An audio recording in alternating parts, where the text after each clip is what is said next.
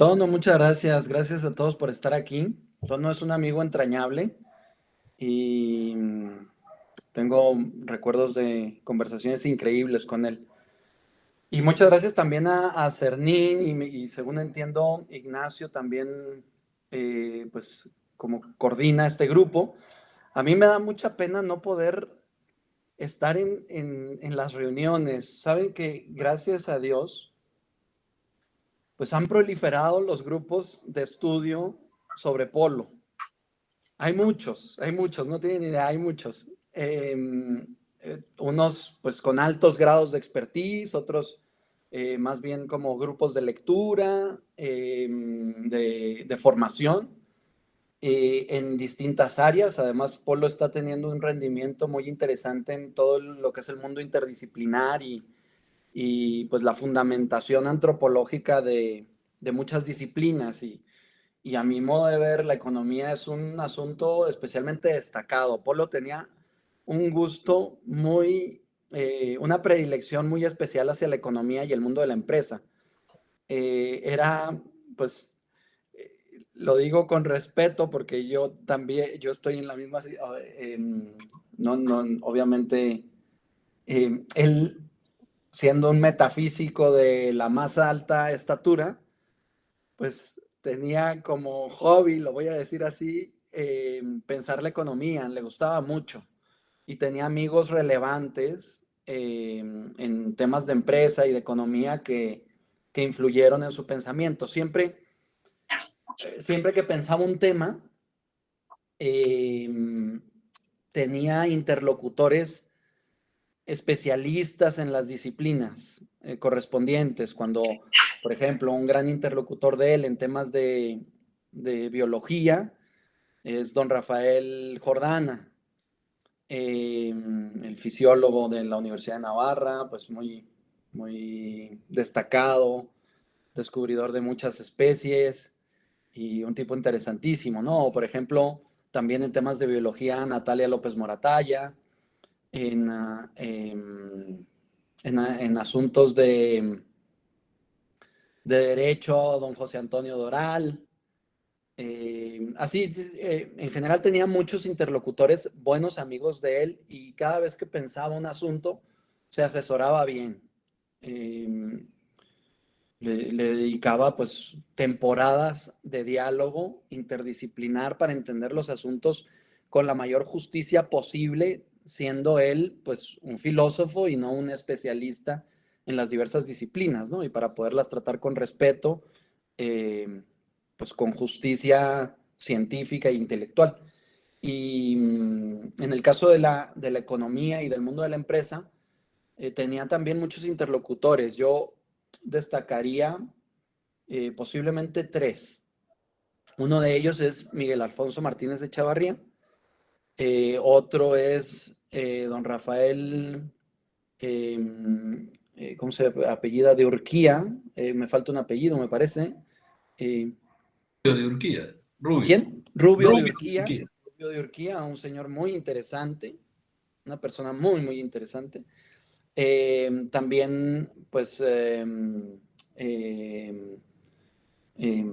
también se me está yendo el nombre, José Antonio, el del IES, de teoría, perdón, eh, Juan Antonio Pérez López.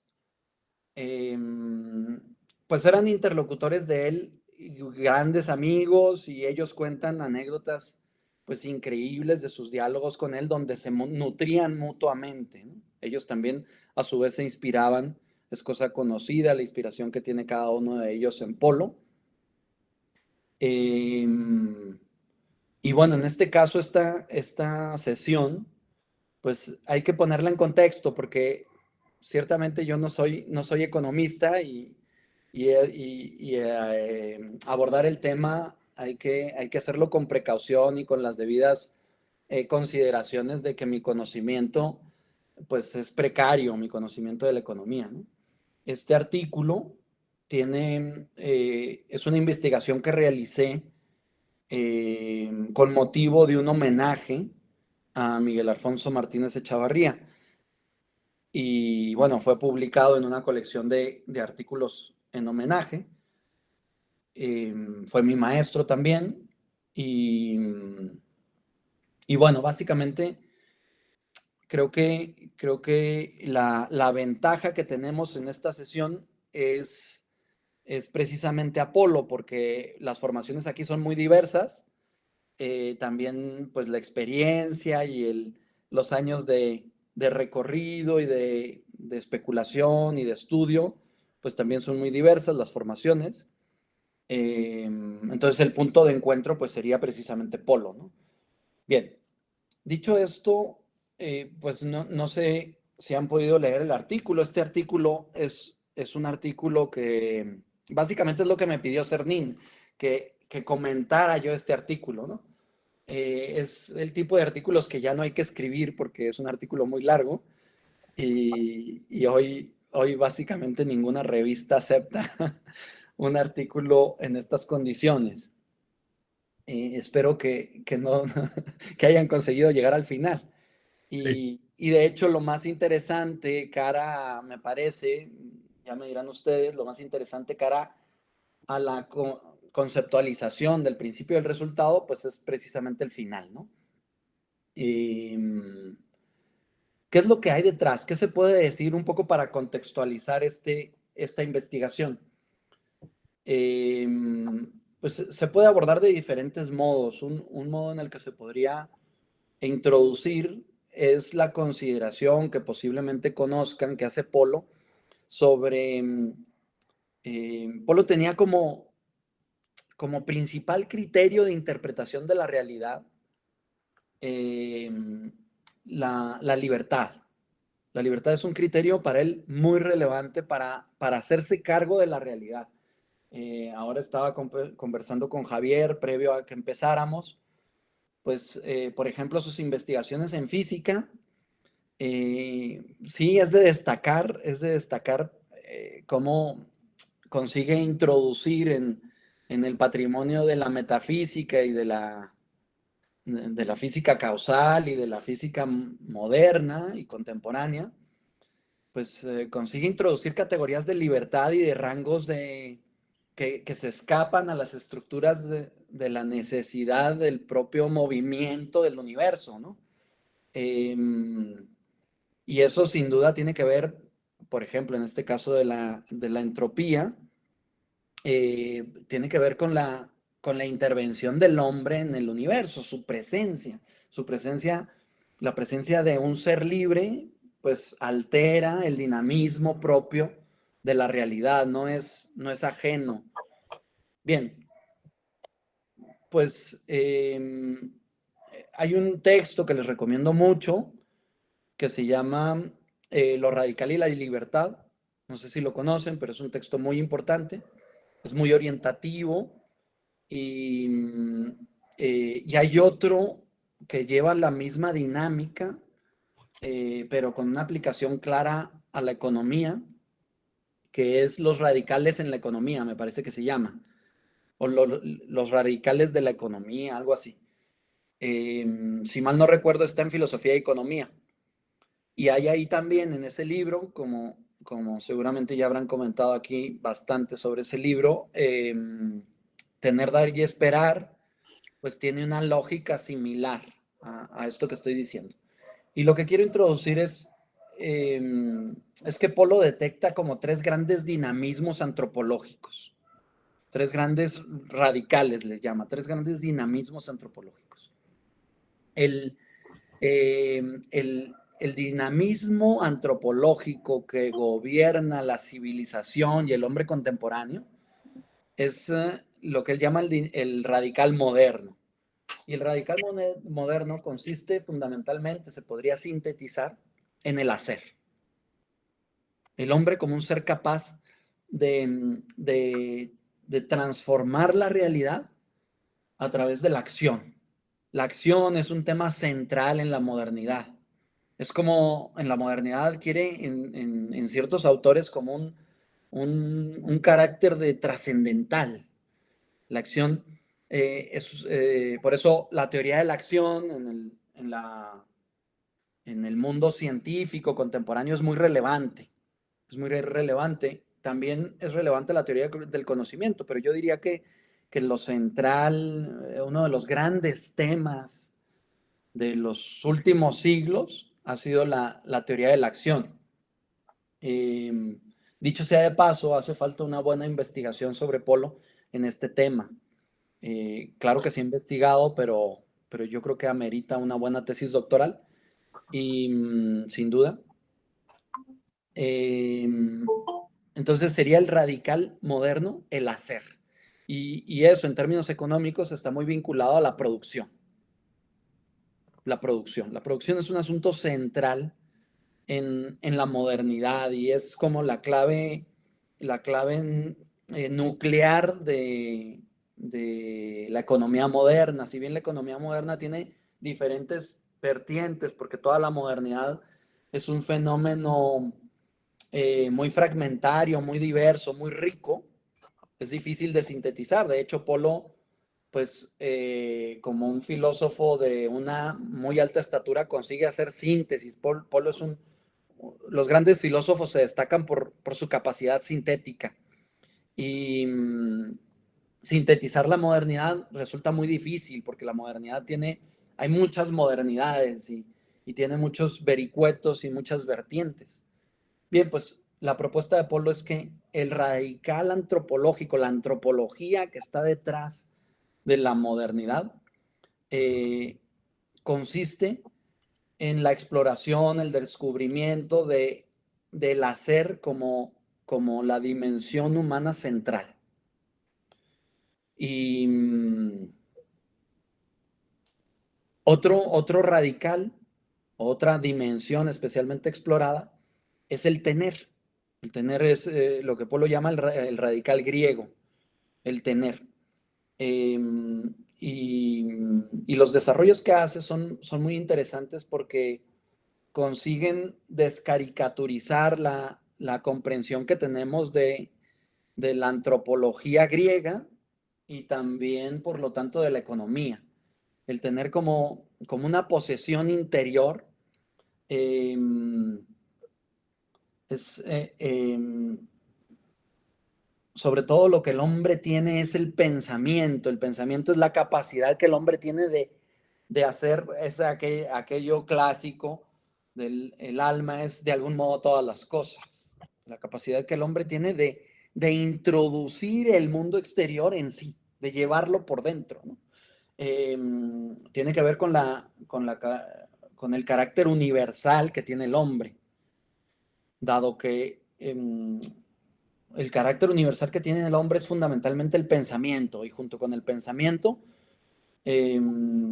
relativamente la virtud, o podríamos decir los hábitos, la capacidad de tener del hombre radica en la capacidad habitual que tiene el hombre, es decir, de hacer, pues, como una habitación interior, un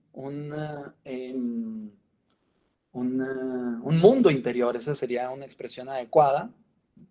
Los griegos descubren que no solo hay un mundo allá, sino que el mundo básicamente está dentro, está dentro.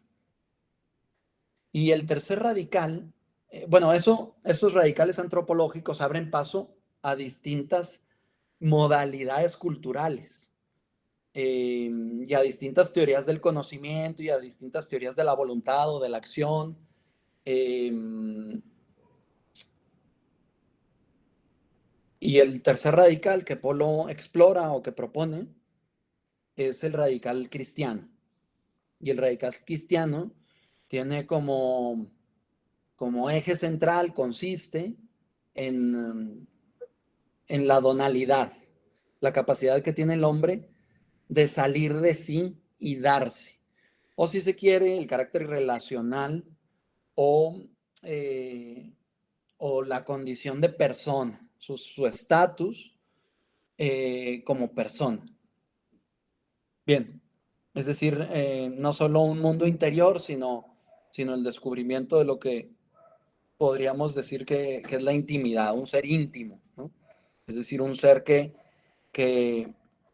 que su dentro es abierto, que no es solo un dentro, como un habitáculo, sino que su dentro es abierto y por lo tanto es un dentro con un alto carácter de novedad. La noción de novedad va a ser especialmente relevante en la modernidad. Es siempre relevante, es una noción muy importante en filosofía, pero en la modernidad hay una exploración, una pretensión, un interés muy relevante por el descubrimiento o por la generación o por la producción de lo que se ha llamado el hombre nuevo. Es la búsqueda del hombre nuevo, ¿no? Que tiene múltiples versiones y en el fondo es una especie de exploración a todos los niveles de la libertad. Y este es el asunto, pues tal vez más orientativo para comprender la modernidad, la libertad. La modernidad se caracteriza, tiene muchas características y por eso es difícil hacerse cargo de ella. Tiene muchas características, podríamos mencionar muchas, ¿no? Pues su afán de transformar la cultura, la prisa, el análisis, el método científico, la segmentación de la realidad, la segmentación organizativa, etcétera. Tiene muchas características que es difícil y a veces son contradictorias entre ellas y es difícil sintetizar, pero hay un como motor interior de la modernidad que es bastante, que es permanente en todo el dinamismo de la modernidad, que es la exploración y la búsqueda de la libertad. El moderno, como sabemos, el hombre moderno se caracteriza por ser especialmente sensible y celoso por la libertad y sobre todo por una libertad especialmente singularizada. Paul lo explica que eso tiene cierta explicación por la condición altamente cristiana del hombre moderno. O sea, la modernidad se gesta en claves cristianas y la exploración de la libertad y la valoración de la libertad y de la singularidad humana, pues son énfasis que introduce el cristianismo, que no estaban especialmente explorados o destacados ni en la antropología ni en la cultura, en el desarrollo de las diversas disciplinas.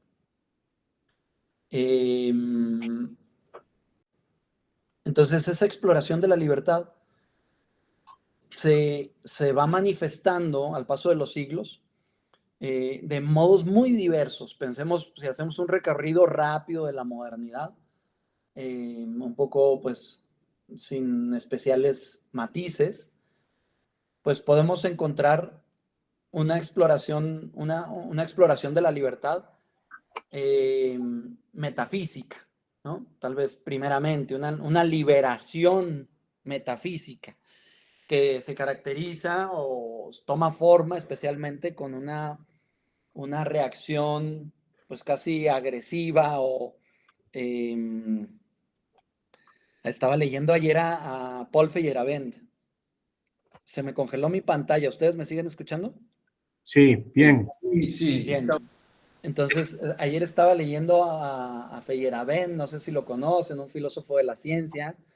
Es un tipo muy interesante, de estos que vienen de ser científicos de cepa a convertirse en filósofos de la ciencia con un carácter altamente crítico, pero luego en sus últimos años con una gran inspiración. Por ejemplo, bien, pues decía Paul Feyerabend que explica cómo hay un ataque y un olvido. Esto lo dice un científico, ¿no? Estamos hablando de un científico. Un ataque y un olvido programado de Aristóteles y de su filosofía de la ciencia y de la naturaleza, ¿no? Y cómo pues un científico contemporáneo simplemente ignora absolutamente pues el patrimonio griego, ¿no? Insisto, esto no lo digo yo, esto lo dice un científico de cepa que luego pues claro ha despotricado contra todo, se ha vuelto un gran crítico de la ciencia, pero perfectamente acreditado, ¿no? Bien. Y bueno, esto lo dice básicamente en toda la filosofía de la ciencia contemporánea, ¿no? Desde Thomas Kuhn, pasando por Popper, etcétera, ¿no? Bien. Efectivamente hay una liberación metafísica. Una liberación en el fondo, una liberación de la metafísica de la necesidad. Este es el asunto. Yo tengo un articulito que está por publicarse, espero que se publique pronto porque no me han dado noticia de cuándo se publica, pero que tiene que ver con la necesidad, o sea, la estructura, ya no me acuerdo cómo se titula el artículo, pero es la necesidad en la economía. Bien. Necesidad y libertad en la economía o necesidad de don, algo así se llama. Pero hay a partir del nominalismo hay una búsqueda, una exploración de una liberación metafísica. Pensar una metafísica básicamente consiste en pensar en una metafísica de la libertad. Y esa exploración se mantiene desde entonces, desde Duns Scotus hasta hoy. Lo que pasa es que hoy ya más bien lo que hay es desilusión, o sea, a partir de Hegel empieza un proceso de desilusión, de decepción, de desesperanza, de pérdida de optimismo muy alto, y esa metafísica de la libertad, pues básicamente se ha abandonado esa ilusión, ¿no? Pero la ciencia moderna de algún modo surge como una alternativa de metafísica de la libertad, y el idealismo alemán también. Y así, pues hay varios ejemplos, ¿no? Bien, una liberación religiosa. Pensemos en Lutero, ¿no? Lutero, gran lector de Occam, pues una liberación religiosa. Que hoy, pues, seguimos en esa dinámica, ¿no? Y la liberación tiene, o sea, el nominalismo tiene una influencia demasiado fuerte. Yo creo que la introducción del nominalismo que hago en el artículo es un poco gratuita. Yo creo que es bastante criticable lo que se dice al inicio. Pero en realidad, como es un artículo muy poliano, pues es que Polo lo tiene muy desarrollado eso. Entonces, si yo me pongo a desarrollarlo, pues sí habría que hacerlo para ser más riguroso, ¿no? Pero entonces ya el artículo, en lugar de ser de 30 páginas, pues ya hubiera tenido que ser muy largo. Disculpen ustedes, en realidad es una contextualización, no es una argumentación, es una contextualización inicial, porque no es frívola esa contextualización. O sea, el nominalismo da las estructuras metafísicas para que se funde la ciencia económica moderna. Ciertamente no está prevista. Bueno, si ustedes quieren, pues la navaja de Occam y la economización, ese principio de no multiplicar los entes sin necesidad, pues ya tiene sin duda hay una propuesta económica, aunque es metafísica, hay una propuesta económica que es fácil de deducir, ¿no? Pero, ¿por qué? Porque la modernidad va a tener un doble movimiento. Decíamos que es muy diversa, por eso es muy difícil hacer una síntesis, porque tiene movimientos muy diversos y a veces contradictorios. Y la modernidad en este sentido va a tener un doble movimiento. Un afán de simplificación, y al mismo tiempo ese afán de simplificación, paradójicamente, lo que genera es la fragmentación. Porque para simplificar, ¿qué es lo que hago? Divido, segmento, separo, ¿no? Es el conocimiento de las cosas por sus partes. Y entonces voy segmentando la realidad. Piensen ustedes para hacer saltos un poco gratuitos, la segmentación que sufren hoy las organizaciones. Están organizadas por departamentos, ¿no? Y no sabemos organizarnos de otro modo si no es por departamentos, por áreas, ¿no? Por especializaciones. Pensemos en la universidad, en los procesos educativos contemporáneos, ¿no? La matemática va por un lado y la historia por otro, porque si no lo hacemos así, entonces nos vamos introduciendo en lo que hoy ya es simplemente es el establishment, que es la complejidad, ¿no?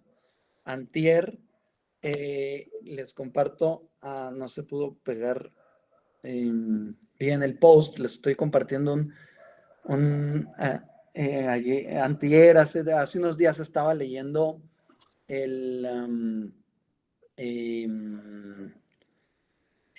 los ensayos políticos de Habermas, y bueno, habla él de una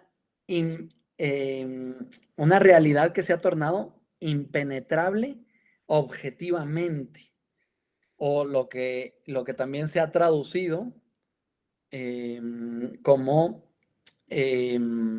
la complejidad inabarcable, ¿no? O sea, hoy, perdón, pero aquí como que no se puede pegar bien. Has pegado ya dos. Es que me acepta textos muy pequeños y el texto era un poquito más largo, pero bueno, ahí está básicamente. Es de ensayos políticos de Jürgen Habermas. Es una pena que aquí no se puede pegar bien, pero ya con este último paste ya va a quedar completa y ustedes disculparán el troceo fragmentario. Pero es que la realidad se ha tornado compleja y no hay más que, yo le llamo filetear, en México llamamos filetear, ¿no? Cuando uno, es como la teoría de la croqueta, ¿no? La teoría de la croqueta, sí le llaman así en España, ¿no? Las croquetas, ¿no? La teoría de la croqueta es todo lo que sobra. Lo que no sabía es que había una teoría detrás de las croquetas. Sí, esta es una teoría que estoy a punto de publicar, es la teoría de la croqueta. Todo lo que sobra de la semana se machaca, se empasta, se empaniza y se le da a los hijos y ni se enteran, ¿no? Es más, no solo ni se enteran, sino que lo aclaman las croquetas, ¿no? Son aclamadas, ¿no? Pues bien, efectivamente, esos dobles movimientos de simplificación y fragmentación nos van introduciendo paulatinamente en lo que hoy, pues, en todos los ámbitos se habla de la complejidad, ¿no? Y que Habermas describe como una complejidad inabarcable, es decir, una interconexión problemática que no se consigue, dice ahí, ¿no? Que es impenetrable objetivamente. ¿Qué significa impenetrable objetivamente? Impensable, básicamente, ¿no? O sea, cuando yo ataco intelectualmente la situación, se vuelve impenetrable objetivamente. Es decir, que no consigo objetivarla. Tiene tal complejidad que no consigo, ¿qué sería en este caso objetivar? Poner límites, poner cercos, establecer, definir. No consigo, es indefinible, es lo que está diciendo Habermas aquí, ¿sí? Y bueno, un método básico de la filosofía griega es la definición. No se puede introducir aquí el género y la especie. No sabemos de qué género y cuál es su diferencia específica de la problemática contemporánea, porque es tan compleja que no podemos agarrarla, es inagarrable, ¿eh? Y por lo tanto nos deja perplejos y nos desespera. Si alguna vez si alguno de aquí no es de formación como metafísica y no se siente cómodo en esos ámbitos, solo por hobby, por gusto, por placer, agárrense El acceso al ser, que es el primer libro de Polo publicado, y empieza por ahí. Polo, su primera publicación, que además no por ser la primera es despreciable, sino que como es un gigante este señor, lo primero que publica es lo más importante. De hecho, ya es difícil que haya publicado algo mejor que lo primero que publicó, que es básicamente El acceso al ser, el ser uno, el curso 4 de teoría del conocimiento y la antropología trascendental 1 y 2, ¿no? Ahí está. Lo demás son una especie de comentarios a eso, ¿no? Y el acceso al ser, o sea, el modo en el que él empieza a filosofar es a partir de la complejidad, de la perplejidad moderna, ¿no? De esa incapacidad de hacerse cargo de la situación. Bien, pues decía que la exploración de la libertad metafísica, la exploración de la libertad religiosa, la exploración de la libertad de expresión, de la libertad política, de la libertad de asociación, de la libertad económica, de la libertad de mercado, de la libertad social, de la libertad de pensamiento, obviamente, universitaria, de la libertad de género, de la libertad sexual, etcétera, ¿no? O sea, una exploración incansable de todas las dimensiones de la realidad humana en torno a la libertad. A mí me parece que ese es como lo que acabo de desarrollar es como una explicación básica para hacerse cargo con mejor rendimiento de este paper y concretamente, pues lo que propone Polo, como buen filósofo, decíamos que sintetiza, no solo sintetiza, pero porque es un filósofo que da un paso adelante, pero para poder dar un paso adelante se requiere una gran capacidad sintética. No se puede dar un paso adelante sin haber hecho síntesis, ¿no? Pues Polo va a terminar sintetizando la antropología moderna con lo que él llama el principio del resultado. Es decir, hay otro desarrollo que hace Polo que no sé si tienen en el radar, que es lo que él llama la simetría moderna. ¿Y en qué consiste la simetría moderna? Pues consiste en hacer una metafísica en las mismas categorías, pero invertida, ¿no? Y por lo tanto, una economía en las mismas categorías que la antigua, que la clásica, pero invertidas las categorías. Básicamente es una inversión de la causalidad, de la causa y los efectos, o una inversión de la sustancia y los accidentes, etcétera, ¿no? Es una inversión, pero simétrica. Por eso es desesperante, porque está buscando salir de las coordenadas griegas, pero no lo consigue. Y entonces desespera, es muy desesperante, ¿no?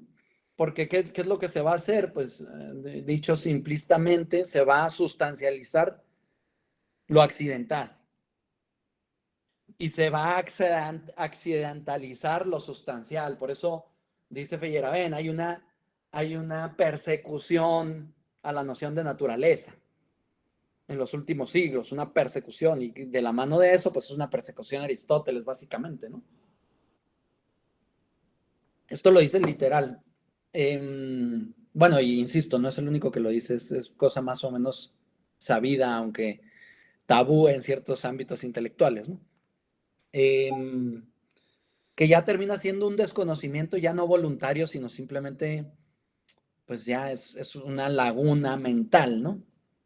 Yo me acuerdo, por poner un ejemplo, ahora que estamos saliendo del segundo embarazo, del segundo parto, y pues todo el tema de la lactancia, ¿no? Con los niños, que es un tema muy divertido, muy interesante, muy complejo, y, y cómo pues hoy se ha redescubierto, se ha descubierto que la lactancia es la mejor posibilidad alimenticia para los niños, ¿no?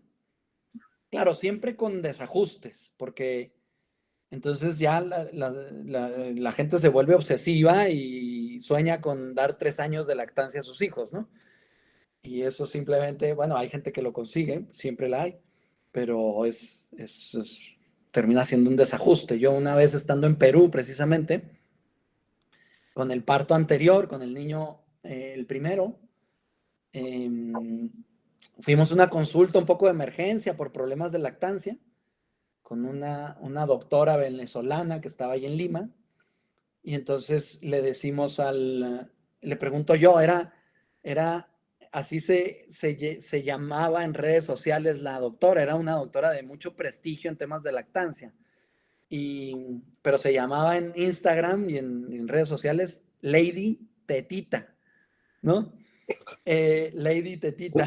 Pues, y efectivamente fuimos y al momento resolvió el problema, un problema que nos venía costando mucho, era un sufrimiento para mi mujer, y lo resolvió en 2 patadas. Efectivamente sabía mucho. Y entonces yo le digo, aprovecho la consulta y le digo, oiga doctora, ¿cuándo nos sugiere retirar la lactancia? Y entonces, ¿retirar la tetita? La tetita no se retira. Y entonces yo, ¿cómo? ¿Cómo que no se retira? Sí, es hasta que el niño la deje de pedir. Yo tengo una hija que a los 9 años todavía le doy teta. No, pues yo ya dije, bueno, viva la libertad, ¿no? O sea, que cada quien haga de su vida lo que le parezca mejor, ¿no? Pero, pues bien, perdón la distracción. Le preguntaba yo a mi mamá, oye mamá, ¿cuánta leche materna me diste tú a mí? Y me dice ella, pues te di 3 meses. Y yo, mamá, ¿por qué? ¿Por qué tan poco? Y me dice, es que en ese momento, en esa época, pensábamos que la fórmula era superior a la leche materna.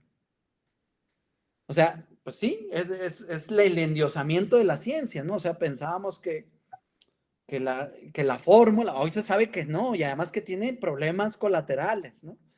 No solo que es deficiente, sino que puede generar problemas. Bien, pues es un tema que tiene que ver también con la complejidad que menciono en el artículo, que son los llamados daños colaterales o efectos perversos de la acción humana. ¿De qué acción humana estamos hablando? De una acción humana fragmentaria, segmentada, parcial. ¿Y por qué una acción humana segmentada, parcial? Por el principio del resultado. Es decir, porque lo que se tiene como principio no es lo que es primero, sino la intención de libertad. Es decir, el resultado. Si el hombre quiere transformar la realidad, para transformar la realidad, necesita cambiar el establishment, lo establecido, lo que permanece. Si yo quiero intervenir y hacer notar mi libertad, pues entonces tengo que cambiar las condiciones. El asunto del cambio y la teoría del cambio, que por cierto Polo tiene desarrollos muy bonitos, muy interesantes, es muy importante para la gente que se dedica a las organizaciones, a las empresas y a la economía. O sea, tuve yo un jefe que para mí fue un maestro increíble, que se dedicaba a cambiar organizaciones, ¿no? Por ejemplo, fue director general de las farmacias Benavides, no sé si esas se conocen por allá, pero es una cadena gigantesca en Latinoamérica de farmacias, ¿no? Imagínense los procesos de operación que necesitan pues prácticamente hoy cualquier corporativo, ¿no? Pero estas que son, o sea, tener el medicamento en las condiciones adecuadas en todas las sucursales, pues eso implica una capacidad de gestión muy bestia, muy, muy ingente. Pues él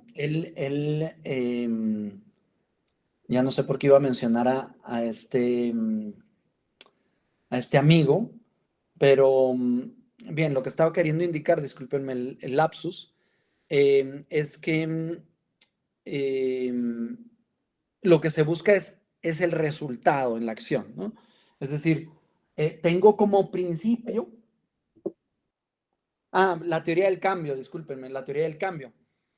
Se dedicaba él a sacar de situaciones de crisis a las organizaciones. Entonces solía estar en una organización, en una empresa, no más de 3 años. Él decía, yo cambio una institución en 3 años, le doy la vuelta, así se esté cayendo a pedazos, ¿no? Y esa era como su expertise. Y de pronto, pues, decidió ser, estaba en crisis el colegio donde tenía a sus hijos, estaba en una crisis financiera brutal y tenía muchos problemas el colegio, y entonces él se ofreció para ser director del colegio. Siempre había sido de empresas, pues, productivas, ¿no? Típicas empresas corporativas. Y renunció, fue una cosa muy llamativa en la ciudad, renunció. Por eso fue mi jefe, porque yo no he estado en esos corporativos, yo siempre he sido profesor, pero de pronto llegó un tiburón del mundo empresarial al colegio, un colegio grande, un colegio de casi, pues, 1,300 alumnos, y empezó toda su dinámica de transformación, y se empezó a desesperar, y a desesperar, y a desesperar, y a desesperar, porque veía que no lo conseguía, que su esquema no daba. En el fondo fue descubriendo que hay otro tipo de organizaciones que requieren de otro tipo de cultura organizacional, y de hecho para él fue un aprendizaje, y lo comentamos muchas veces, etcétera. Pues yo creo que se tardó unos 8 años en generar un cambio sustancial en la organización, ¿no? Después de muchos golpes y de muchos errores. Bien, pues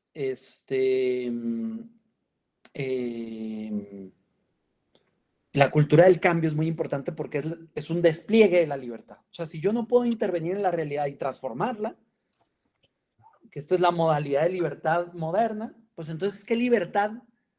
¿Qué sentido tiene mi libertad? Mi libertad, ¿cuál es el sentido de la libertad moderna? El resultado. Pero el resultado, dice Polo, se establece por principio. Y esto es muy interesante, es una versión, si conocen esa descripción mítica de Polo de la libertad como la desfuturización del futuro, pues entonces se puede entender esto que estoy diciendo. ¿Por qué? Porque, perdón, no la desfuturización del futuro, un futuro sin desfuturizar. Disculpen. ¿Qué es la libertad? Dice Polo, pues la apertura a un futuro sin desfuturizar. Es decir, un futuro que se mantiene como futuro, no un futuro que se presencializa, ¿no? Hablábamos ahorita Javier y yo sobre el acto y la actualidad, ¿no? No un futuro que se presencializa, no un futuro pensado, no un futuro actual, traído al presente, sino un futuro, dice Polo, la libertad es futuro mantenido como futuro. Cosa que nadie sabe cómo pensar eso. Él inventa, él descubre un modo de pensar eso. O sea, un futuro que se mantiene como futuro. Pues es lo que él llama, entre otras cosas, el abandono del límite mental, ¿no? Si uno es capaz de abandonar el límite mental, se abre a un futuro sin desfuturizar. ¿Pero qué estamos queriendo decir? Pues que el hombre contemporáneo lo que hace es traer el futuro al presente. O dicho de otro modo, lo programa o lo proyecta. Programar, diseñar, proyectar son los métodos típicos del hombre moderno, del hombre contemporáneo, ¿no? Y esto tiene muchas ventajas. Programar, proyectar, diseñar, tiene muchas ventajas que casi son obvias.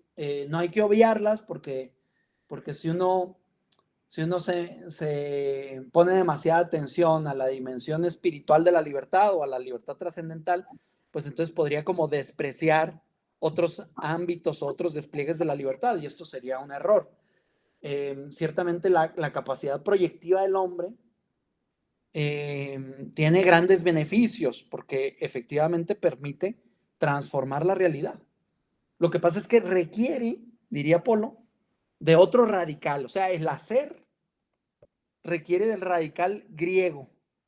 Porque al margen del radical griego, el hacer, la proyección, la programación y el diseño, si ustedes quieren, perdón que haga simplificaciones, ¿eh? Esto tiene mayor densidad, ¿no? Pero esa actividad moderna, al margen del radical griego, es decir, al margen de la ética, del mundo interior, se sale de madre, como diríamos en México, se hace un desmadre. Es decir, el río se desboca, el caos se introduce y la complejidad se vuelve inabarcable. ¿Por qué? Porque el radical griego enfatiza que si bien el hombre tiene una gran capacidad transformadora de la realidad, esa capacidad transformadora exige una teleología, una finalidad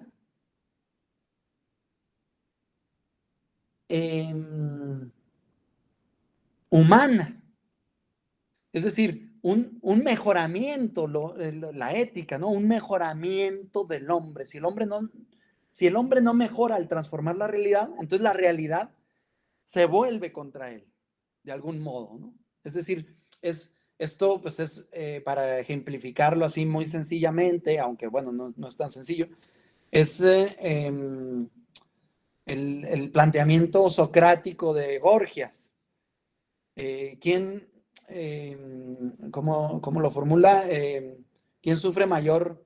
¿Qué es peor? ¿Sufrir la injusticia o ejercerla, ¿no? Pues lo que está descubriendo Sócrates ahí es que es el mundo moral o el mundo interior. Es decir, que cuando el hombre actúa hacia afuera, no solo actúa hacia afuera. Es lo que Polo llama, y es muy interesante, el carácter cibernético de la acción humana. Es decir, hay un feedback, hay un sustrato que queda en el hombre. No es solo que yo haga esto o aquello, sino que yo me hago al hacer. Yo me configuro, y esa es la dimensión ética. Si lo que estoy haciendo me hace mejor, me optimiza, me mejora, me hace crecer, me perfecciona. Entonces, esta consideración es una consideración que pasa a segundo plano y casi paulatinamente es olvidada, y genera daños colaterales, porque hago, pero no sé si eso que hago es como, no hay nada peor en las organizaciones que un activista, un director activista, ¿no? Que dice, voy a cambiar la organización. Un jefe activista es peligrosísimo porque es un modo de intervenir en la organización que pierde de vista el mejoramiento del equipo. O sea, la organización misma, ¿no? Esto es el típico debate de gente de empresa, ¿no? En las escuelas de negocios, así que buscan tener una antropología más o menos razonable, con frecuencia se dice, bueno, el fin de la empresa es ganar dinero, ¿no? Esto es lo que típico que se dice, ¿no? Y entonces, si alguien tiene así una dimensión muy ética de la realidad, pues va a decir, no es ganar dinero, ¿no? Pero es difícil abrirse paso al planteamiento de la utilidad, es decir, la empresa como está organizada es para ganar dinero. Lo que pasa es que si se pierde de vista el radical griego, la empresa se va echando a perder. Se va echando a perder. Y entonces se compromete, tiene que ver mucho con el largo plazo. O sea, el asunto de la ética es de largo plazo siempre. Cuando tú educas a tus hijos, si los educas para el resultado, es decir, para este año, ya estás perdiendo para los próximos 5. Un papá con sentido común no se juega todo en este año. Sabe que hay más vida, o sea, hoy desafortunadamente el principio del resultado está introducido también en casa. Y digo, está introducido desafortunadamente porque está introducido al margen, desligado del radical griego, que es la ética, ¿no? Ejemplos, por ejemplo, del principio de resultado en la educación, pues el examen y el examen objetivo. Pues esto es un problema educativo. Aquí estoy diciendo herejías pedagógicas, pero es un problema. Las titulaciones, las acreditaciones. Sócrates diría, la sabiduría es saber que no se sabe. O sea, quien sabe que no sabe está en coordenadas de sabiduría. Pero ¿qué es lo que pasa con la universidad contemporánea? Se otorga un título diciendo, sabe, es experto, ya sabe. ¿Y qué es lo que pasa con el universitario promedio? Que pasa por la universidad, pero la universidad no pasa por él. Es decir, una universidad socrática, diríamos, o ética, sería la universidad que una vez que sus alumnos pasan por ahí, sus alumnos no dejan de ser universitarios. Es decir, lo que han aprendido es que no saben y que hay que preguntar y que hay que entrar en diálogo y que hay mucho todavía por saber y que el conocimiento no se acaba y que una vez que ya abrí los libros, ya no los vuelvo a cerrar. Pero lo que sucede con la universidad contemporánea, perdón por mi caricaturización, porque no es tan sencillo, entiendo, es que el alumno saca su título y entonces es el éxito prematuro, es el principio del resultado. Conseguí el éxito prematuramente y entonces creo que ya sé y ya no vuelvo a estudiar. Es decir, no me mantengo, es un problema que tiene, por ejemplo, en términos de teoría de las organizaciones, un problema que tiene la empresa con la universidad. Los empresarios no son amigos de los intelectuales y esto es un problema. Si los educáramos para que fuesen universitarios, cuando pasan por la universidad pasó por ellos. Y entonces volverán a las aulas continuamente, aunque no sea para un programa formal. Irán a tocar la puerta del profesor y profesor, estoy con este problema, ayúdeme, ¿no? Pero eso pues pasa en raras ocasiones. He hablado mucho, no sé si queremos abrir un poco el diálogo.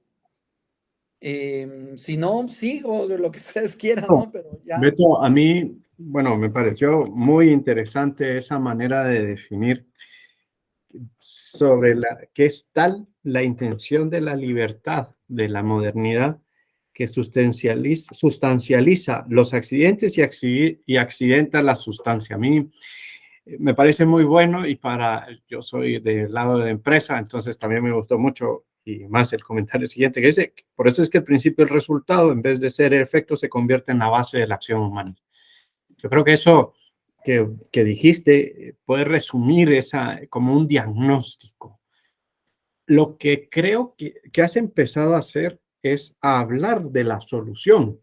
Y eso es bien importante porque teniendo el contexto claro de la situación, ya podemos plantear lo que decías, ya podemos dar un paso hacia adelante. Entonces, el paso hacia adelante lo has puesto en primer lugar con el tema lo dice tu artículo, ¿verdad? El radical clásico, pero luego planteas el tema de la mayor importancia aún del radical personal o cristiano, porque yo creo que esa complejidad que mencionabas y mencionaste bastante al principio, me parece que al no tener alguna referencia, es imposible tener algo coordinado. O sea, la complejidad, si yo entiendo, y vos me dirás, moderna nace de la pérdida de todo sentido, de todo futuro, es todo hoy. Si pudieras hablarnos un poco de eso y después ya quien vaya pidiendo la palabra, yo con mucho gusto ahí la doy. Muchas gracias, Tono. Sí, es que el asunto del resultado, lo más obvio, pues es lo que vemos en la cultura, en nuestro entorno, ¿no? El mundo industrial, el mundo productivo, el mundo científico, etcétera, ¿no? Pero Pero como es una estructura antropológica, no solo es una dimensión cultural, o sea, siempre una cosa que se descubre desde Polo es que toda la realidad, todo el ámbito que él llama manifestativo, tiene un soporte metafísico o antropológico, ¿no? Entonces, el principio del resultado adquiere dimensiones existenciales. No solo se trata de aplicarlo en el modelo T de producción, ¿no? En el modelo Ford, sino que ahí es obvio, ¿no? Ahí es obvio. Sino que va adquiriendo, o tal vez tiene desde principio, un estatus antropológico o existencial. Y entonces ya no es solo el principio del resultado con las cosas, que es problemático, pero no es especialmente problemático. No es especialmente problemático. Casi podríamos decir que que con respecto a las cosas da su mejor rendimiento. Pero cuando se trata de las personas, se vuelve absolutamente problemático. ¿Por qué? Porque adquiere como un cierto carácter existencial. O sea, yo soy un resultado. Y entonces, si soy un resultado, no hay sentido, porque alcanzo el resultado. ¿Y luego qué? Pues la crisis, la desesperación, la decepción, o sea, por caricaturizar la típica crisis del empresario, del directivo a sus 50 años. ¿Alcanzó? ¿Y luego qué? O sea, no tengo coordenadas de sentido, no sé para qué era el éxito. O alcancé el título, ya soy doctor, ya soy licenciado, ingeniero, pero no sé para qué. Y no hay una educación en eso, no solo hay una cultura, tampoco hay una educación. Esas preguntas simplemente no existen, están ignoradas, son como un tabú. Son preguntas tabú, nadie quiere que se las hagan. Creo, por ejemplo, en la universidad, tú que estás en la universidad, o no, muchos de los que estamos aquí. O sea, hoy la universidad, no solo la universidad, pero tiene unas responsabilidades que no tenía antes. Y hay que conseguir hacer esos planteamientos, porque si no, se desinflan, o sea, los esfuerzos pierden sentido, ¿no? Eso sobre el carácter como existencial del principio del resultado, ¿no? Ahora la soledad es establishment. Hoy hay ministerios de la soledad en Japón, en Alemania, en Francia. Ministerios de la soledad. Esto es muy, muy, muy fuerte. Eso no es una cosa pequeña. Son ministerios de la soledad y se están valorando en otros países. O sea, es la tendencia. La soledad es la tendencia, ¿no? Y además se atienden con el principio del resultado. Porque lo que se busca es el problema sanitario, no el problema existencial. Nadie está preocupado por el problema existencial, ¿no? Bien. Y sobre lo segundo que comentabas, pues es la lógica del don. A mí me parece que hay que introducir el radical griego y el radical cristiano, efectivamente. El radical griego, si bien permite reducir los daños colaterales, los efectos perversos, no los anula. Es decir, la ética no es una fórmula mágica. La ética no resuelve el problema. Y esto todo profesor universitario tiene que tenerlo muy en el radar, porque la ética no. O sea, el problema de la economía contemporánea, de los sistemas de producción y los desarrollos culturales, no se resuelve con ética, sino que la ética permite aminorarlos, ponerlos en cauce, darles forma, reducir la complejidad. O sea, la ética reduce la complejidad, porque tiene un carácter sintético, sistémico, integrador.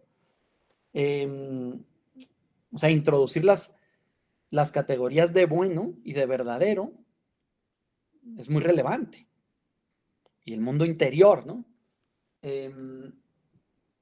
Y esto se va introduciendo, o sea, yo lo he planteado, pero ya hay muchos desde hace tiempo hay muchos movimientos en esta línea, pero están lejos de ser la norma, ¿no? O sea, todavía hay mucho que hay pasos que dar en un cambio cultural. Sin embargo, la ética o el radical griego no es suficiente. Y no, si nosotros le damos solo ética a nuestros alumnos, voy a plantearlo así, y no me refiero a las clases de ética, sino la ética vivida, ¿no? Como forma de vida, en casa, en la universidad, en las organizaciones, que es pensar en los demás, tiene que ver con pensar en común, pensar en los demás, ¿no? Una ética sistémica, no una ética moralista. Es muy fácil que la ética decaiga en moralina. Es muy fácil. ¿Por qué? Porque la ética no da sentido. El sentido es otra cosa. El sentido, una cosa es ser bueno, vivir en la verdad o en vías de verdad. Y otra cosa es que tu vida tenga sentido. Y tu vida en concreto, ¿no? O sea, la tuya y no la del otro, ¿no? Entonces, y no solo eso, sino que hay un tema que es muy relevante, que es el tema del dolor y el tema del mal. O sea, la ética no consigue abrirse paso al problema del mal, del dolor, del error humano. Del miedo tampoco. Del miedo, efectivamente. Entonces, da muchos recursos. Polo diría, la palabra técnica que utiliza Polo es el disponer, dispone. Y eso es muy importante, no es cosa pequeña, porque da músculo, da estructura, da armazón. Pero el problema del mal, del dolor tan presente, el de la soledad, ¿no? Me abandonaron mis padres. Mi marido ya no me quiere. A mi hijo le dio cáncer. Me desprecian profesionalmente. Qué sé yo, ¿no? Por poner ejemplos así que me vienen a la mente sencillos, ¿no? No consigue, la ética no es suficiente para abrir paso al problema del dolor. El radical griego, perdón, el radical cristiano, y el énfasis en la capacidad donal del hombre, consigue tampoco resolver el problema, sino darle sentido. Consigue darle sentido. Pero esa es una actividad que se hace en primera persona. Entonces esto pues es difícil de hacerse cargo, ¿no? Porque es la propia existencia la que se tiene que abrir, que se pone en juego, que se da. Sin más, eso es lo que quería comentar. Gracias, gracias. Adelante, Juliana, por favor, tienes tu micrófono en mute. Muchas gracias, Alberto. Tengo la cabeza, o sea, te preguntaría muchas cosas, te comentaría, pero me quedo con esto último. La ética no da sentido. Y entonces, ¿qué es el sentido? Uy. Sí, o sea, la ética, bueno, voy a matizarlo. ¿La ética da sentido? Sí, pero da un sentido universal, un sentido a la especie. El hombre tiene un carácter, es humano. Y entonces la ética da sentido, pues, a la especie, es decir, el bien común, la verdad dialógica, ¿no? Como, el pensamiento común, una vida social, ¿no? El famoso animal racional o el animal social, ¿no? El animal político. Pero no da sentido, no es suficiente sentido. Es un sentido que no explica el descubrimiento cristiano de la singularidad de cada quien, el quién, ¿no? O sea, el radical griego responde a la pregunta, ¿qué soy? Es una pregunta que, si bien está en coordenadas de sentido, es una pregunta súper filosófica, no es propiamente una pregunta sobre el sentido, porque la pregunta sobre el sentido sería, ¿quién soy? ¿Quién soy? ¿Por qué yo y no otro? ¿No? Es decir, aquí se introducen categorías o nociones que van en la vía del sentido. Por ejemplo, la vocación. La vocación es un tema tabú. De esto no se habla, y si se habla de un modo tecnificado, ¿no? Es lo que yo quiero ser, pero no hay una trascendencia, es decir, ¿a qué estoy llamado? Y cuando se plantea en términos de llamada, muchas veces se plantea en términos objetivantes, es decir, como si hubiese un ser trascendente que dice, tú estás llamado a B, C, D. Es una llamada objetivante, como si yo fuese cosa. Entonces, el sentido está en coordenadas de relación, es una relación, es un dinamismo. Polo le llama hiperteleología. Hay un quote que es hermoso, que se llama, que ya ahora mismo no sería capaz de replicarlo, a lo mejor alguno lo ubica, ¿no? Que explica Polo qué es la hiperteleología, ¿no? Y explica que el dar no es el equilibrio, el balance de pérdidas y ganancias, sino que es la sobreabundancia. Es una teleología, pero abierta, es decir, libre. Dicho de otro modo, Esto es, es una invitación a yo pensar, a yo ponerme en juego qué significa darme. Sí, Julián.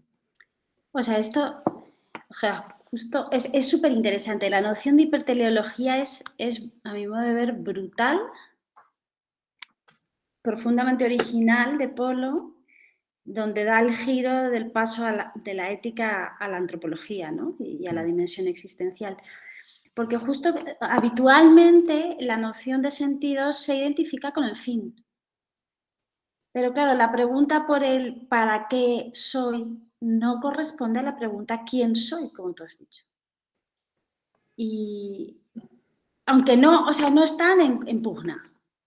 Por eso es hiperteleología, ¿no? Porque la respuesta moderna y contemporánea es rechazar la teleología, la teleología, el fin, ¿no? Claro, como la teleología no da Esto es. respuesta, entonces la aparta, aparto. ¿no? Y entonces la propuesta de Polo es, pues como todo en Polo, ¿no?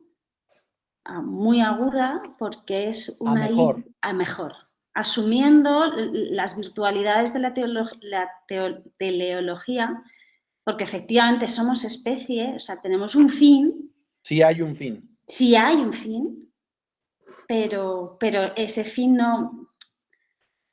O sea, la cosa es cómo se articula mi fin con mi quién.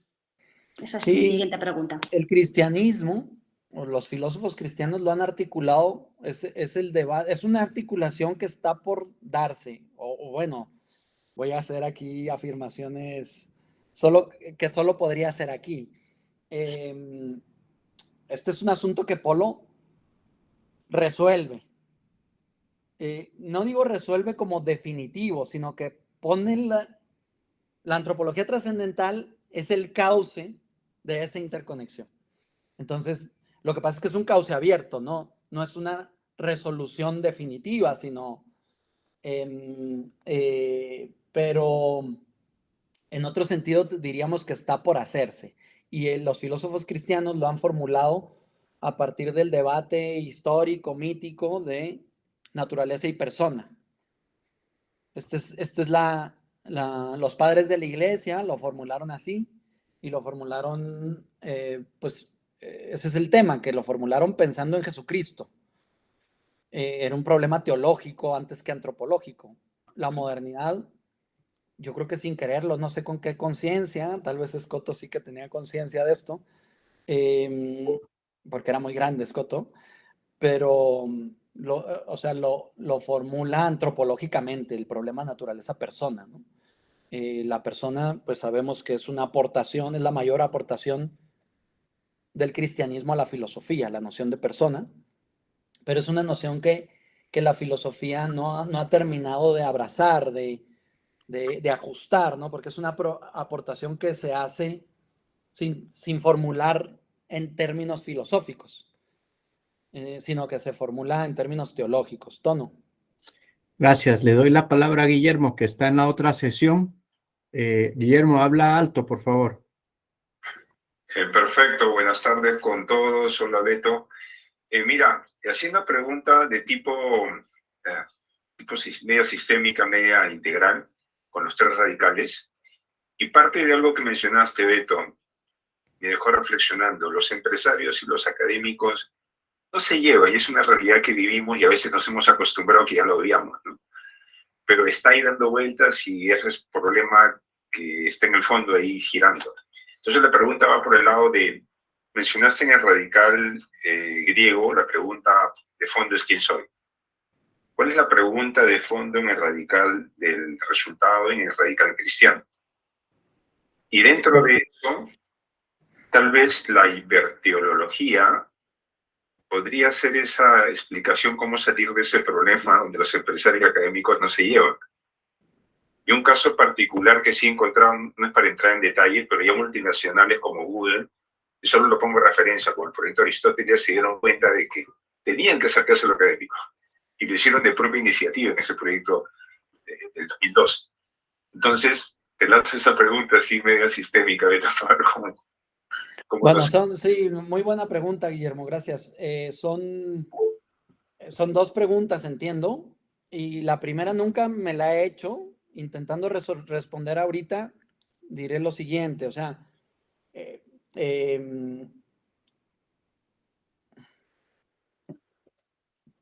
pues sí, a ver si esto lo voy a seguir pensando, pero la pregunta propia del radical cristiano es ¿quién soy? La pregunta propia del antropológicamente hablando, ¿no? Es ¿qué soy? Del radical griego. Y bueno, esto dicho, yo aquí lo digo, pero esto requiere de mucho, o sea, lo estoy diciendo simplistamente, ¿no? ¿Qué soy? Y la pregunta moderna tal vez sea, ¿quién soy yo? ¿Quién soy yo? O otro modo de plantearla sería, ¿quién quiero ser? Es decir, no es lo mismo quién soy que quién soy yo. O no es lo mismo quién soy que quién quiero ser. Es decir, la clave, la antropología moderna, la noción clave de la antropología moderna es la subjetividad, el yo. Y es su gran aportación a la antropología. Es una aportación gigante. La exploración del yo no se había hecho antes. Y es muy interesante para muchos ámbitos. Por ejemplo, la noción de individuo, que no se nos escapa que tiene pobrezas, pero es muy interesante. La noción de sujeto y la subjetividad, el yo. Piensen en psicología, por ejemplo, lo que esto permite. Pero, insisto, al margen de los demás radicales se vuelve muy, muy problemática. Eso sobre la primera pregunta. Y la segunda, yo diría que el ejemplo que pones es muy interesante. Y en realidad, Google, a mi modo de ver, es un ejemplo que destaca dentro de toda una dinámica que se ha dado tanto en Boston como en Berkeley, en Silicon Valley. O sea, en esos dos sitios son paradigmáticos, porque ahí han entendido, han recuperado unas ciertas claves, seguramente más que yo se me escapan, pero han recuperado una idea griega pues, muy sencilla y muy poderosa, que es las sociedades de conocimiento. Las universidades son sociedades de conocimiento, o sea, están pensadas como sociedades de conocimiento. No lo son, desafortunadamente. No lo son. Es raro encontrar una universidad que sea una sociedad de conocimiento. Pero Boston y Silicon Valley son básicamente los pulmones del conocimiento mundial. Ahí se juega toda, se cocina todo. Y tiene una gran capacidad de trabajar en equipo. O sea, son sociedades de conocimiento, ¿no? La interdisciplina se da con mucha fuerza, tiene muchas limitaciones todavía y mucha precariedad antropológica. Pero sin duda, ahí se entiende que el conocimiento es como, son las también llamadas ciudades del conocimiento, ¿no? O sea, el conocimiento es la polis, o sea, es una forma de ser en la ciudad. Estoy exagerando porque tampoco están así, pero yo creo que son los ejemplos más paradigmáticos. En su momento lo fue París, la París del del tardomedievo. Pues era un sitio alucinante, me imagino yo. O sea, eran ciudades del conocimiento, una gran concentración, una tradición, etcétera, ¿no? Y creo que la amistad entre empresarios e intelectuales, hay un librito de Carlos Llano que a mí me gusta, que se llama Humildad y Liderazgo. Hace falta mucha humildad. Este es el principio ético básico de socrático. Hace falta mucha humildad. Entonces, el intelectual cree que no tiene nada que aprender del empresario. Lo desprecia, ¿no? Y el empresario igual. Cree que el intelectual no sabe nada del mundo práctico. Y en parte es razón, o sea, son unos prejuicios pero que se agudizan con esa fragmentación. Se requiere humildad, ¿no? Eso es lo que comentaría. Bien, Guillermo, tenías tu micrófono, pero supongo que agradeciste. Invito a otra pregunta. Yo tengo una, pero quisiera dar... Sí, muchas gracias, disculpa. No, Estaba con el teléfono con el micro apagado. Gracias, Beto. Bien, ¿alguna pregunta? Yo tengo una que es un poco en relación a esto último que decía Guillermo, y es el tema de, a ver, yo vengo de empresa y doy clases en la escuela de negocios y también doy clase de ética en la licenciatura. Entonces estoy como con un pie, trato de poner un pie en cada ámbito. Me parece que es sano y es lo necesario poner en la empresa los 3 radicales. Pero me parece que no solo la empresa es la encargada de la sociedad. Tenemos la familia, la universidad y la empresa. A mi modo de ver, cada una de estas instituciones tiene un especial énfasis, no quiero decir que los otros no, que no sean parte de su quehacer o de su finalidad, hablando metafísicamente. Por ejemplo, la empresa es la principal llamada a formar a la persona. La universidad sería la principal llamada a formar en lo concerniente al radical griego y la empresa la principal llamada a responder al radical moderno. No quiere decir que una institución como la familia desprecie lo económico porque tiene que enseñar a administrar.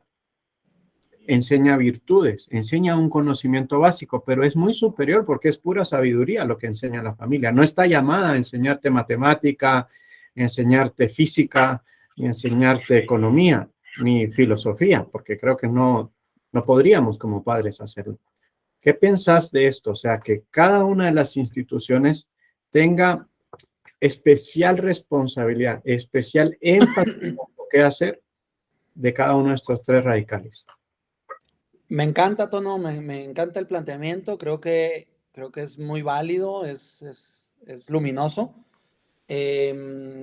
O sea, si entendí bien, la familia es especial, es una organización especialmente dotada para vitalizar el radical cristiano. Así es. La universidad, el radical griego, y la empresa, el radical moderno, me parece muy bien. Siempre y cuando, Polo tiene esto también es otra tesis por hacer, ¿no? La teoría de las organizaciones en Polo. Por aquí está Ehrlich, que un poco trabaja eso, ahí en Perú. Y también, bueno, Guillermo, por supuesto, y seguramente otros aquí lo están trabajando. Pero siempre y cuando eso se entienda como sistémico, es decir, efectivamente sin segmentar demasiado, ¿no? Tiene que haber hace falta una alianza, un pacto entre padres, profesores y empresarios. Hace falta mucha amistad entre ellos. Hay un librito que es magistral, que es bello, que es muy bueno, lo recomiendo ampliamente. Además es como todo lo que hace Juanfer, súper pedagógico, que se llama Los 3 agentes del cambio social. Creo que así se llama. Sí. Pues es un libro muy bello, muy bueno, ¿eh? Tiene mucha inspiración ese libro, es muy práctico, es muy profundo, etcétera. Yo lo recomiendo mucho. Y sin más, o sea, creo que si eso no se exagera, si no se entiende como unos énfasis, una especial vocación, yo creo que eso es muy luminoso y permite sacar de la crisis en la que se encuentra la empresa, la universidad y la familia. Sobre todo la universidad, porque la universidad, pues ¿qué está haciendo la universidad? Está queriendo enseñar a trabajar. Y creo que eso es un error. Obviamente no puede estar desvinculada de la empresa y tiene que estar en la teoría y la práctica, pues son un dinamismo solidario. Pero su responsabilidad no es enseñar a trabajar. Su responsabilidad es enseñar a pensar. Porque eso, si llega ese universitario a la empresa y no le han enseñado a pensar, es que ya no hay nada que hacer, solo se le puede automatizar. Se le enseñan técnicas, se hace de él un mero técnico y no un agente de cambio, ¿no? Un pensante. Ok, sí, gracias. Sí, efectivamente, no creo que haya que renunciar a formar en la empresa de los aspectos. De hecho, la jerarquía se mantiene, lo personal superior a las virtudes y a los conocimientos, y esto superior al resultado monetario. Pero no le puedo pedir a la empresa lo que no es, así como has dicho que la universidad está buscando enseñar a aprender, sería equivocado. Esto, pues también equivocado, pedirle a la empresa que asuma las responsabilidades de una familia o de una universidad. Sí, esa segmentación es demasiado grande hoy. Por ejemplo, no es bien visto, la pandemia en algo nos ayuda, pero ya saben que tampoco es milagrosa la pandemia, ¿no? Pero no es bien visto que mis hijos aparezcan ahorita en pantalla.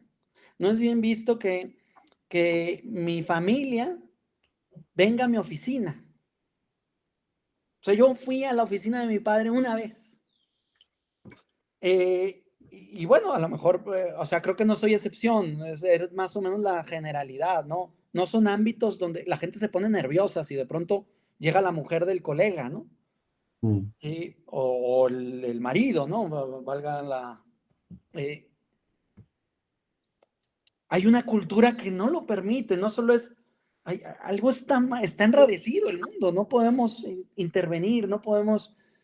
no hay los espacios, no hay la cultura, ¿no? Sí, gracias. Beto, levanté la mano porque Ignacio Falgueras está en la otra sesión y va a preguntar. Adelante, Ignacio, por favor. ¿Falgueras Sorauren o Falgueras Salinas? Sí. Ignacio, qué gusto. ¿Qué tal, Alberto? No, yo más que preguntar, dos cositas que me han surgido que me han parecido muy bien todo lo que habéis dicho los dos, y lo único que quizás tampoco me quiero enrollar mucho porque es tarde, pero vamos, por contextualizar un poco, yo creo que insisto, siendo cierto lo que habéis dicho los dos y correcto, en Polo, digamos, el radical cristiano es el radical, o sea, los otros dos radicales, el moderno y el griego, son parciales, porque el verdadero radical es el cristiano, el que integra la humanidad, al hombre entero, es capaz de integrarlos. Entonces yo lo que diría simplemente es, como es cierto lo que habéis dicho, que hay que integrar también el moderno y hay que integrar el clásico, pero el que lo integra es el radical cristiano. Entonces lo que habría que hacer es, de alguna manera, promover ese radical cristiano. Y para eso, digamos, está la familia. La familia es el ámbito en el que, digamos, de la sociedad, en el que las relaciones, lo propio de la familia es que las relaciones se dan por don. Es el ámbito donde se aprende a dar, la familia. El resto de las relaciones sociales, la propia familia con otras familias y con la sociedad no se relaciona en este sentido en el don, porque necesita el intercambio, porque ya aparece ahí digamos, la necesidad, la economía, tengo que dar tiempo, pero tengo que recibir para mantener la familia. Pero lo propio de la familia es aprender a dar, ¿no? Y en eso es insustituible la familia, es lo que creo yo que puede aportar. Siendo cierto lo que habéis dicho, como que no es una corrección, sino que estoy de acuerdo con lo que habéis dicho, que es cierto que quizás la empresa tiene más un papel de la producción y la universidad un papel más integrador del conocimiento, más en el sentido clásico que de hoy fragmentado, ¿no? Entonces, más que, quizás no me queda una pregunta, sino una parrafada así, ¿no? Que podáis comentar vosotros, pero o sea, la idea sería que más es, en primer lugar, más que conjugar los tres radicales, sino es que es el cristiano el que los integra y por lo tanto lo que hay que ser promover el radical cristiano. ¿Y cómo se hace? Pues la familia tiene su papel fundamental, que es entender que la relación humana más profunda es el dar, aunque no podemos vivir en sociedad sin intercambiar, porque tras el pecado, pues esto es lo que tenemos. Ignacio, muchas gracias. Yo creo que es súper oportuno el énfasis. Efectivamente, Polo tiene el criterio de jerarquía es muy importante en la teoría del conocimiento de Polo y efectivamente el radical cristiano es jerárquicamente superior, sin matiz. Y por lo tanto no es excluyente, sino que abraza, ¿no? O sea, abraza los otros radicales. Los renueva, les da otra dimensión, ¿no? Desde el cristianismo, por ejemplo, nace una ética distinta, que no es la griega. Surge una ética reformulada, ¿no? Y desde el cristianismo también pues ahora se está explorando, hay mucho todavía por hacer, pero se está explorando en ciertos grupos económicos y sociológicos la llamada economía del don, ¿no? Que todavía pues necesita mucha madurez y etcétera, ¿no? Está en pañales, pero se está viendo el asunto, ¿no? Así es, yo creo que ese énfasis, esa anotación es muy pertinente, lo que hay que promover. Sí, también esa tesis está en el librito de Juanfer. Jerárquicamente la familia es lo que hay que promover. O sea, la empresa y la universidad tienen que estar pensando en la familia, tienen que tenerla, porque además la familia, si bien tiene más vitalidad que la empresa y la universidad, porque su estructura, su consistencia es natural, esto lo explica Polo muy bien, en quién es el hombre, por ejemplo, su consistencia es natural, en cambio la empresa y la universidad no son sociedades de consistencia natural. Como bien dice Ignacio, efectivamente el don es, mal dicho, es natural en la familia, ¿no? Es natural. Yo seguiría haciendo el énfasis que el radical cristiano, si bien en la familia encuentra una estructura natural para desarrollarse, en la universidad y en la empresa tenemos que encontrar los caminos para que se dé a plenitud. Voy a poner un ejemplo, pero todavía hay mucho trabajo por hacer, ¿no? No es que yo lo tenga resuelto, ni mucho menos. Me acuerdo de este jefe que tuve, ¿no? Yo era profesor de filosofía en el bachillerato y un día fue a su oficina y le dije, oye, Enrique, llevo muchos años pensando el problema del miedo y su dimensión antropológica. Y quiero hacer una tesis doctoral. Quiero abordar el tema y hacerme cargo de él, ¿no? Y me dijo, fantástico, qué bueno, tal. Mira, me quiero ir a la Universidad de Navarra. Órale, ¿cómo? Wow. Y le dije, y quiero que me ayudes. Quiero que me lo pagues. Y entonces, pues se rió, obviamente, y me dijo, Beto, no puedo. Vamos pensándolo. Entonces yo me fui y a los 15 días me llama y me dice, Beto, he estado pensando tu asunto y he encontrado una solución. Te voy a echar de la empresa, de la institución. Tú llevas 10 años trabajando aquí y ya hice los cálculos, ya hablé con el contador y si te echo de la empresa, sobrevivirás el primer año. Te falta un poco, pero ya conseguí quien te lo dé. He conseguido en un padre de familia, le he hablado de tu historia y ha dado un donativo. Era un poco que faltaba, ¿no? Y entonces yo le dije, oye, pues agradecidísimo, obviamente, etcétera, ¿no? Y le digo, pero yo quiero volver. Y me dice, tú no vas a volver. Y le digo, oye, pero tú manténme mi plaza porque me estás echando, pero yo quiero volver. Y me dijo, cuenta con ello, es un pacto que hacemos. Cuando tú termines el doctorado puedes volver aquí. Efectivamente no volví. Y él ya no estaba ahí, le dio cáncer, se fue a la clínica de la Universidad de Navarra y ahorita está peleando, recen por él porque pasado mañana tiene una operación, una cirugía muy importante. Lleva pues 10 años peleando con el cáncer. Pero lo que quiero indicar es que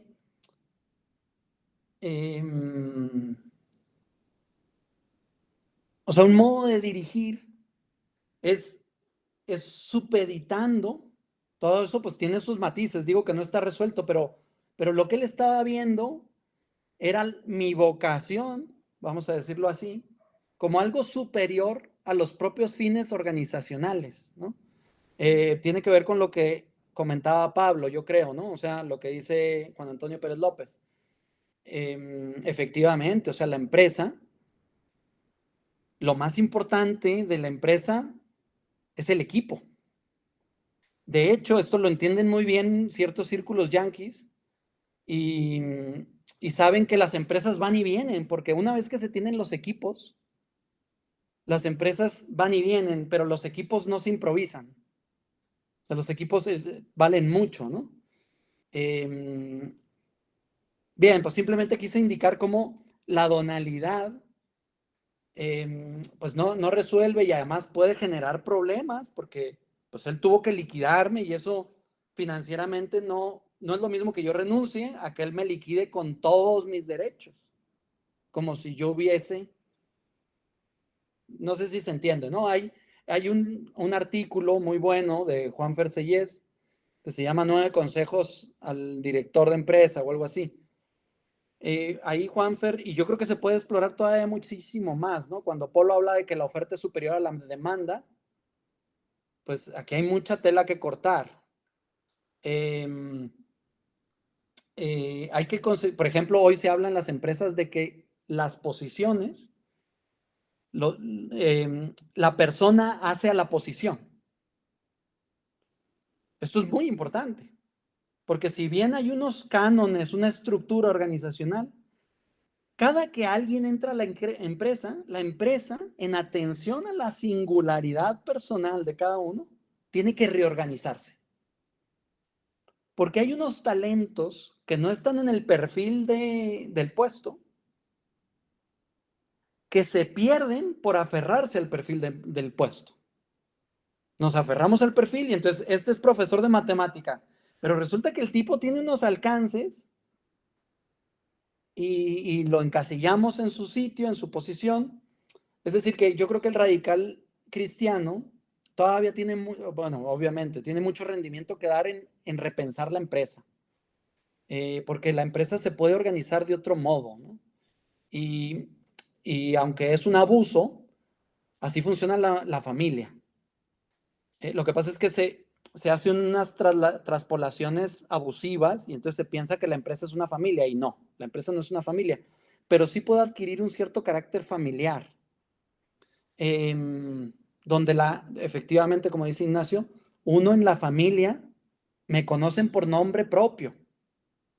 Mi mamá tiene un modo en el que me llama que nadie más me llama y mis hermanos otro.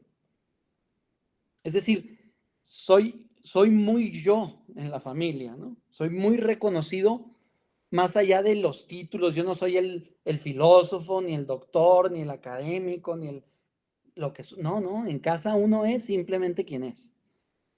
Y en la familia también se pueden introducir, la familia es capaz de dar más, perdón, la empresa es capaz de dar más, yo pienso. O sea, hay mucho que hacer ahí, tanto en la teoría como en la práctica.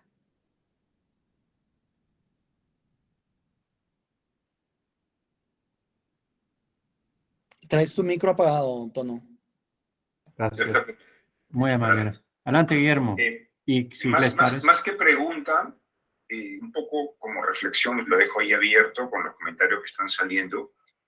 Y dentro de la investigación que estoy haciendo en trabajo de equipos de alto rendimiento, me llama la atención cómo a veces las empresas, por prueba y error, buscan algo que falta y lo van encontrando por prueba y error. Y el típico en Norteamérica trabaja mucho con eso y por prueba y error y encuentran cosas que a veces los académicos pueden ir más rápido, pero bueno, no están en esa práctica diaria. Y este caso de la familia que se está resaltando como un tema integrador radical cristiano, he encontrado que algunas empresas multinacionales contaditas están ya diciendo que deben buscar, y lo están haciendo ya, que sus equipos se sientan como familia. Y no es el típico que dice, no, que la empresa es una familia, no, es más allá que eso. Entonces, como que se está dando esa prueba y error de esas empresas así contaditas con los dedos, que están fomentando ese ambiente. Y ya es real, está funcionando. Pero siempre como el ámbito de prueba y error, lo cual nos deja a los académicos un poco más el tema de profundicemos estos temas, ¿no? Porque necesitan una mano. Ellos están en primera línea, saben que algo falta, saben que están cerca, y probablemente les va a ir bien en el tiempo, ¿no? Cuando con mucha prueba y error. Pero eso es lo que quería dejarles de reflexión también con lo que se está brindando ahora. Gracias. Gracias, Guillermo, muy interesante. Tal vez es esa relación que ha salido, que Ignacio menciona y Beto también estuvo viendo, cuál es esa relación no natural, tal vez esa relación establecida que tiene un carácter específico. Bueno, yo por el tiempo y tengo que ir cortando la charla, pero ha sido muy, muy fructífera. Beto, creo que nos has dado un marco de referencia muy bueno para poder entender la modernidad, el mundo en el que nosotros vivimos y encontrar ciertas pautas, que creo que eso es lo que nos anima acá, ¿verdad? O sea, ¿qué podemos aportar? Porque reconocemos que la empresa es algo muy valioso, el mundo del trabajo es un ámbito del cual no tenemos que pelear, sino con esa humildad, como decías, Beto, de acercarnos y reconocer ese valor de la actividad práctica. Alguien tiene que empezar, empecemos nosotros, tal vez acercándonos humildemente, y la respuesta de ciertos empresarios podrá ser positiva también. Pues bueno, muchísimas gracias a todos y recordemos que el próximo primer miércoles de mes a las 4 hora España tenemos nuestra nueva cita y ojalá podamos estar los que estuvimos hoy y alguien más. Pues gracias. Muchas gracias, Marco. Muchas gracias, Alberto. Muchas gracias, Álvaro. Muchas gracias a todos. Como comentario, tengo un artículo Muchas que gracias puede a todos. resultar de interés sobre cómo el don se puede hacer cultura, que se titula Teoría Axiomática de los Juegos Donales. Y es una propuesta de cómo introducir el don en sociedad, ¿no? En estas instituciones donde no se da naturalmente. ¿Tú, Alberto, podrías mandarnos el artículo? Sin problema, con todo gusto. Se lo agradecería mucho. Muy bien. Un abrazo a gracias. todos. Gracias. Muchas Muchísimas gracias a todos. gracias a todos. Muchas gracias. Hasta luego. Excelente. Buen día. Beto, muchas gracias. Tono, un gusto verte. Igualmente, Beto,